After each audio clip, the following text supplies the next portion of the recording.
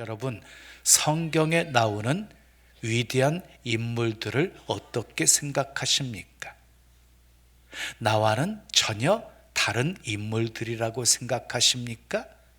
우리 성경을 조금만 자세히 들여다보면은요, 그렇지 않다는 사실을 알게 되어집니다. 그들도 우리와 똑같이 두려워했고 흔들렸고 넘어졌습니다. 그러니까 사람은 거기서 거기입니다. 십보 백보입니다. 누구나 다 연약한 존재이기 때문입니다. 자, 성경이 무엇을 보여줍니까? 성경이 어떤 한 사람의 위대함을 보여주고 있는 것이 아니라 연약한 사람을 끝까지 붙드시는 하나님의 은혜를 보여주고 있습니다. 쓰임받은 사람들이요, 하나님께서 그들을 끝까지 붙잡아서 만드시고 다듬으시고 쓰신 것입니다. 오늘 본문에 등장하는 주인공이 누구입니까? 아브람입니다. 아브람은 하나님께서 아브라함으로 이름을 바꾸어 주시기 전의 이름이에요. 아브람.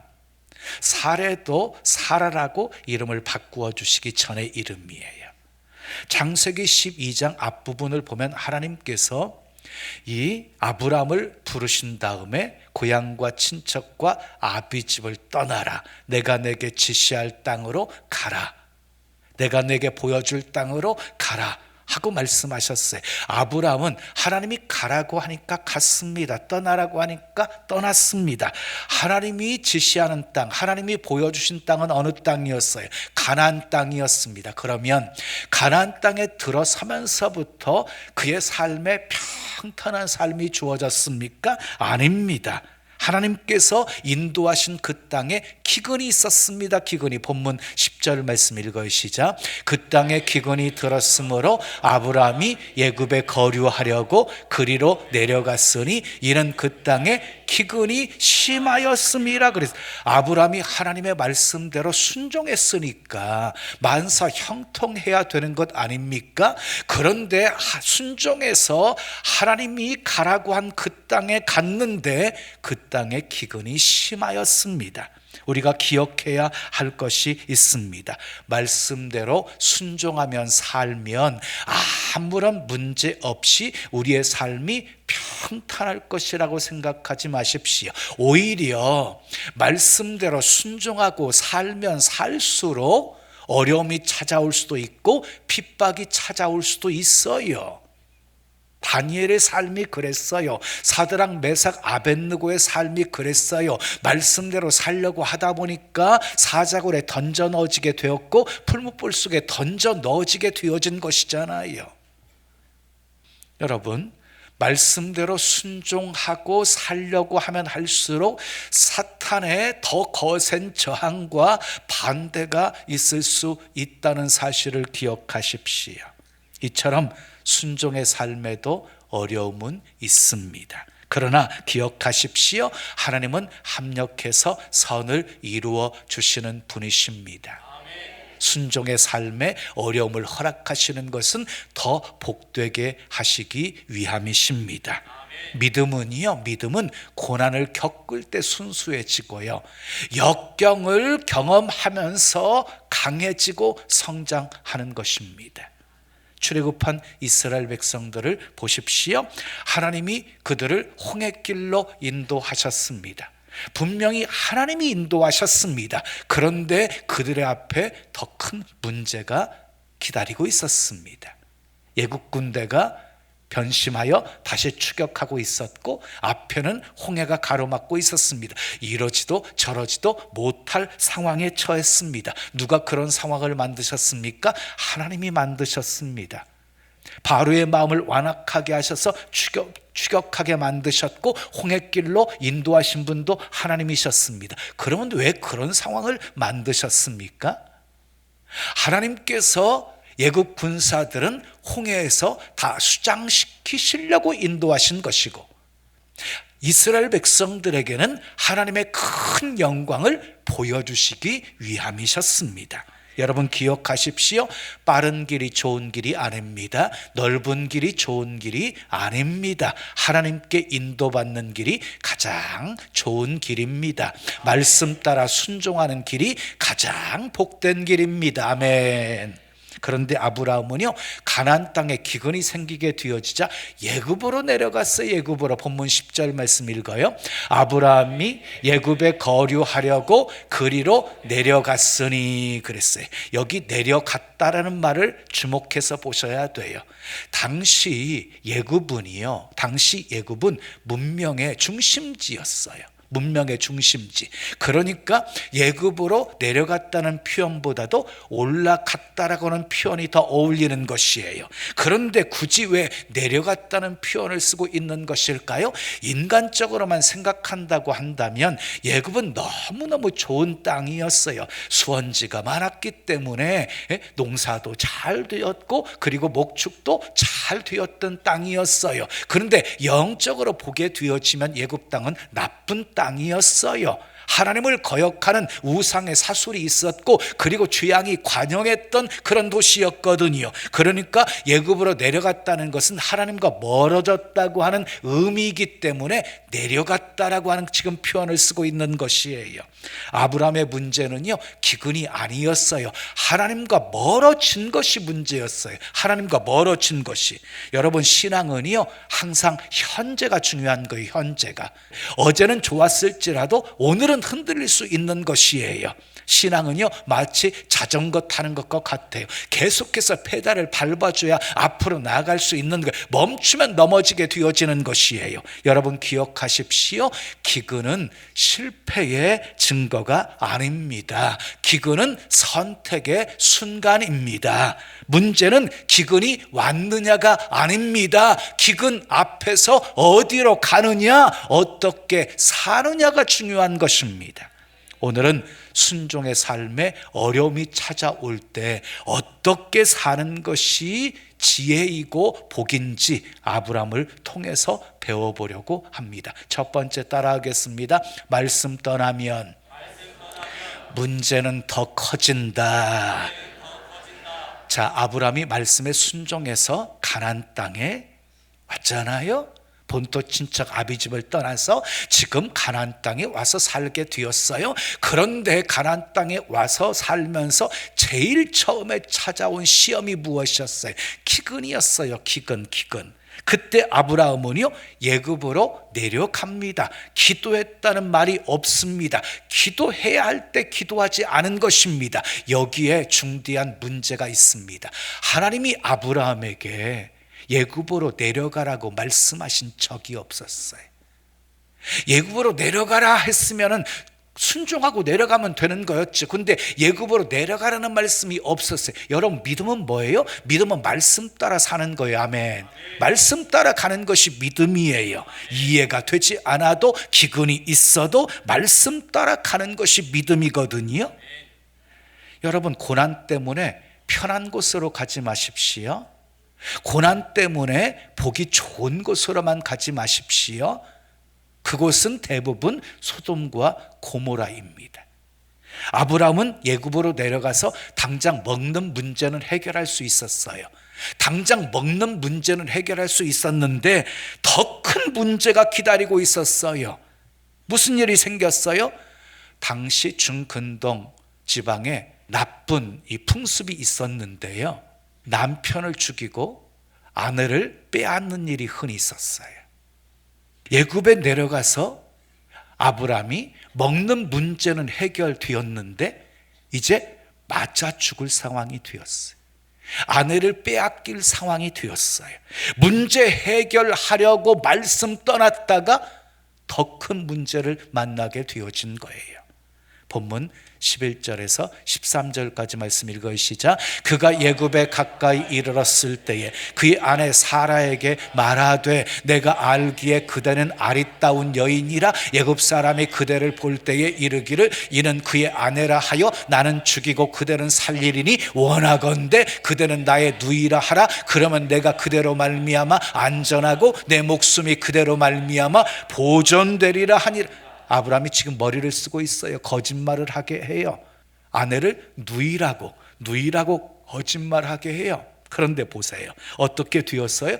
문제가 점점 꼬이고 더 복잡하게 되었어요. 이어지는 14절에 16절 읽어요. 시작. 아브라함이 애굽에 이르렀을 때에 애굽 사람들이 그 여인의 심히 아리따움을 보았고 바로의 고관들도 그를 보고 바로 앞에서 칭찬함으로 그 여인을 바로의 궁으로 이끌어 들인지라. 이에 바로가 그로 말미암아 아브라함을 후대함으로 아브라함이 양과 소와 노비와 암수 나귀와 낙타를 얻었더라. 그랬어요. 애굽 사람들이 사라의 아리따움을 보았다는 거예요. 고관들도 똑같이 보았어요. 그래서 바로 왕에게 칭찬하니까 바로 왕이 궁으로 이끌어들여요. 불러들여요. 그리고 아브라함을 후대에 주어요.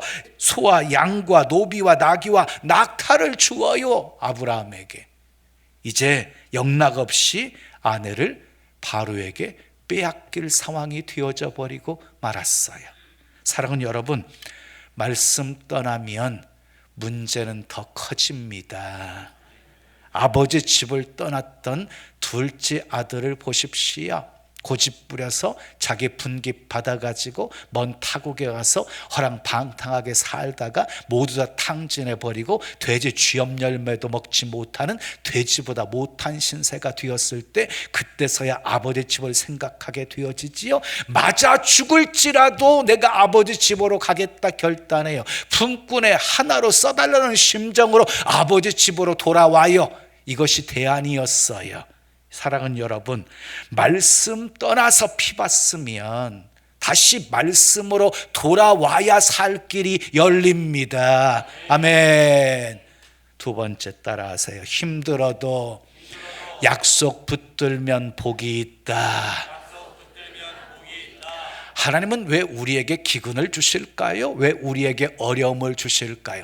우리의 신앙의 뿌리를 더 깊이 뿌리 내리게 하시기 위함이에요.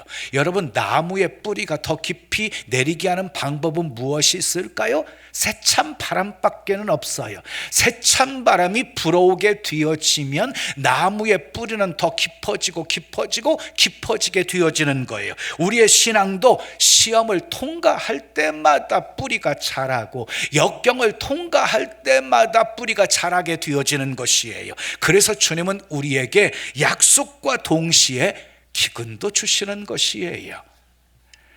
여러분, 성경에 믿음 좋은 사람들을 보십시오. 한결같이 시험을 다 통과한 사람들이었어요.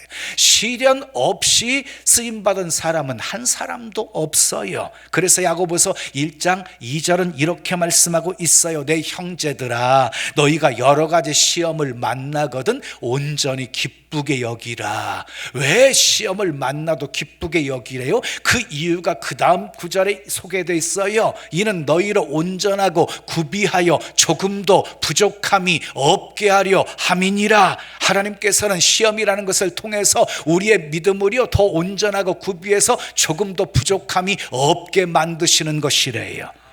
어떤 사람은요 A라는 부분이 부족하고 어떤 사람은 B라는 부분이 부족하고 어떤 사람은요 C라는 부분이 부족해.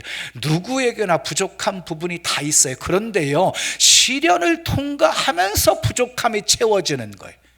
역경을 통과하면서 시험을 통과하면서 이 부족함이 메워지는 거예요. 인내하지 못하던 사람이 시련을 통과하면서 인내하는 사람이 되어지고, 아멘. 쉽게 분노를 잘 내던 사람이 이렇게 시련을 통과하면서 온유한 사람으로 바뀌어지게 되는 것이에요. 앞으로 저의 미래도 여러분의 미래도 교회의 미래에도 시련이 있게 될 것입니다. 그러나 두려워하지 마십시오. 약속 붙들면 됩니다. 약속 붙들면 복이 있습니다.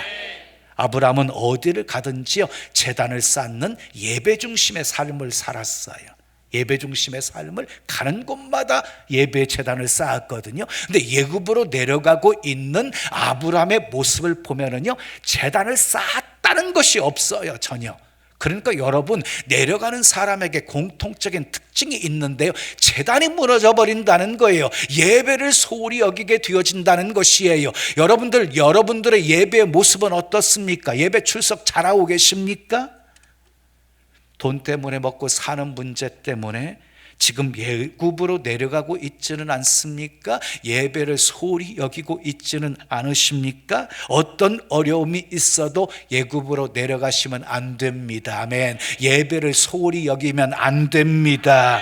힘들어도 약속 붙들고 하나님 의지하시고 기도하셔야 합니다. 그러면 반드시 하나님이 지켜주시고 축복하실 것입니다. 환경이 문제가 아닙니다. 창세기 26장을 보면 이삭 때에도 가나안 땅에 흉년이 들었습니다. 그때 이삭이 예굽으로 내려가려고 가나안 땅을 떠나서 블레셋 땅에 머물렀을 때 하나님이 말씀하십니다. 예굽으로 내려가지 말라. 내가 지시할 땅에서 농사를 지어라. 그래서 그 땅에 머물러서 농사를 지었습니다. 그 해에 100배의 수확의 열매를 거두었습니다. 하나님이 창대하게 하시고 왕성하게 하셔서 마침내 거부가 되었습니다. 환경의 문제가 아니었습니다. 약속이 복의 기준이었습니다. 힘들어도 약속 붙들면 복이 있습니다. 아멘. 세 번째 따라하세요. 하나님이 개입하시면 문제는 해결된다. 자, 아브라함의 신앙이요, 한번 내리막길로 막 그냥 이렇게 막 미끄러지기 시작하니까 막 걷잡을 수 없게 되어졌어요. 예굽으로 내려가니까 두려웠고, 두려우니까 거짓말을 했고, 거짓말로 인해서 아내까지 빼앗길 그런 지경에 이르게 되었어요. 이때 하나님께서 어떻게 하셨습니까? 보고만 계셨습니까? 아닙니다. 아브라함이 이러지도 저러지도 못할 상황에 하나님이 개입하십니다. 하나님이. 본문 17절 말씀 읽어요. 시작. 여호와께서 아브라함의 아내 사라의 일로 바로와 그 집에 큰 재앙을 내리신지라 그랬어요. 하나님께서 바로의 집에 큰 재앙을 내리셨어요. 그래서 사라를 건들지 못하게 하셨어요. 무서워가지고 이 바로가 다시 돌려보내요. 보십시오. 하나님이 개입하시자 문제가 해결되었습니다. 한 방에 해결되었습니다.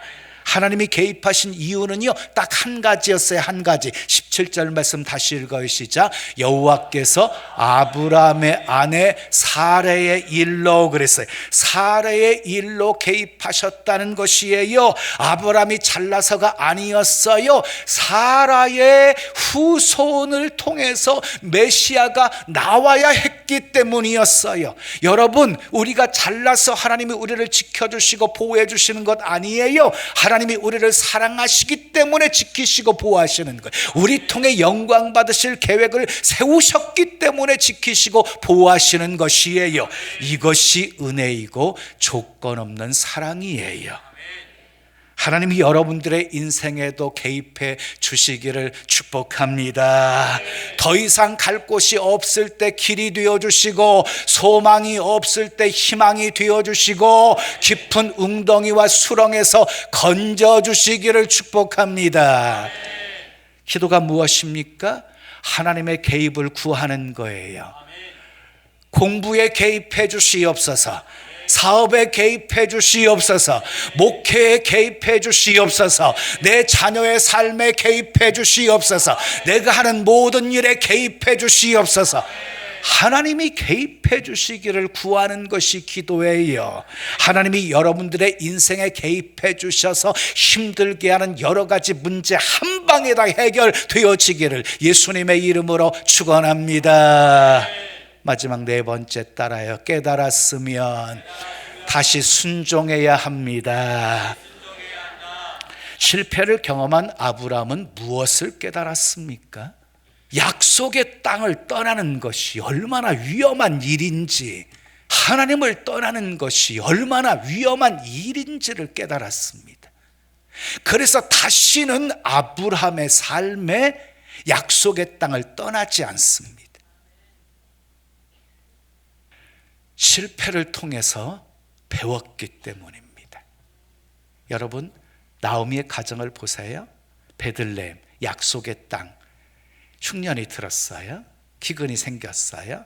먹고 살겠다고 기도하지도 않고 모압 땅에 갔다가 남편 엘리멜렉 죽고 두 아들 말론 기론 죽어요. 하나님의 손이 치셨다 깨닫고 나오미가 다시 말씀의 집으로 돌아와요. 약속의 땅으로 돌아와요. 그랬더니 살 길이 열리게 되어져요. 여러분, 복된 신앙은요, 실수를 반복하지 않아요.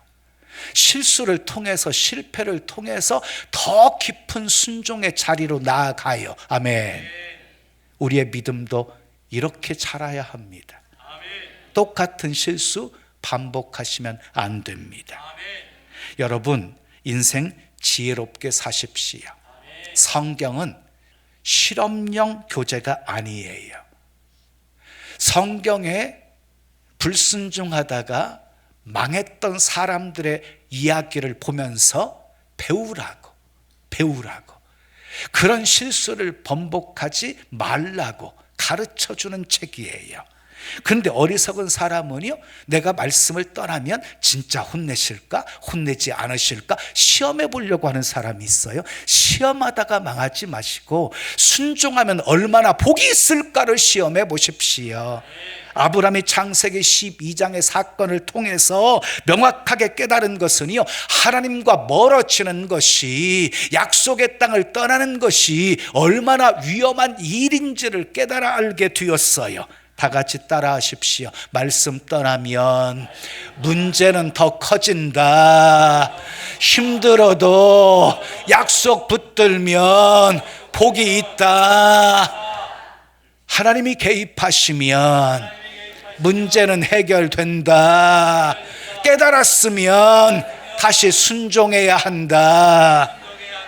사랑하는 여러분, 자기 멋대로 살았던 탕자처럼 내 계획대로, 내 생각대로 애굽으로 내려가고 있지는 않으십니까? 한 마리의 고집센 양처럼 목자의 품을 떠나 길 잃어버리고 헤매고 있지는 않으십니까? 지금 주님께서 부르십니다. 아브람처럼 더 큰 일 터지기 전에 속히 돌이키기를 원하십니다. 애굽의 자리에서 나오라고 하십니다.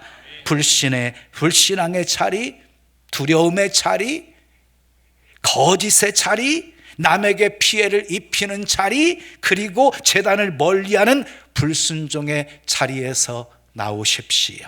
더 늦기 전에 나오십시오. 예수님을 보십시오. 예수님이 계셔야 할 자리는 십자가였어요. 예수님이 계셔야 할 자리는 십자가. 그래서 겟세마네 동산에서 예수님이 할만하시거든 이 잔을 내게서 지나가게 하옵소서.